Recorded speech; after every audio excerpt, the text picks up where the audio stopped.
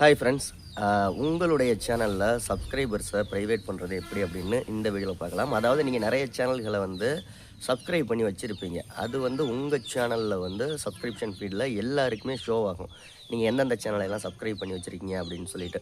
So அதை of பண்ணி வச்சுக்கிறதுக்கான option யூடியூப்லேயே இருக்குது. அது எப்படி அப்படிங்கிறத பார்க்கலாம். யூடியூப்பை பற்றி நிறைய விஷயங்கள் தெரிஞ்சுக்கணுன்னா நம்ம சேனலை சப்ஸ்கிரைப் பண்ணுங்கள். ப்ளஸ் யூடியூப் ரிலேட்டடாக ஏதாவது டவுட் இருந்துச்சுன்னா கமெண்ட் பண்ணுங்கள். ஓகே, வாங்க பார்ப்போம். ஓகே ஃப்ரெண்ட்ஸ், உங்களுடைய யூடியூப் சேனலை ஓப்பன் பண்ணிக்கோங்க.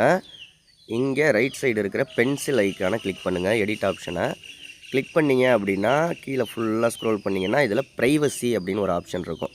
Keep all my subscriptions private அப்படின்னு சொல்லிவிட்டு இதை ஆன் பண்ணி வச்சிங்கன்னா எல்லா அதாவது ப்ரைவேட் ஆகிரும். ஓகேங்களா, நீங்கள் சப்ஸ்கிரைப் பண்ணது எல்லாமே.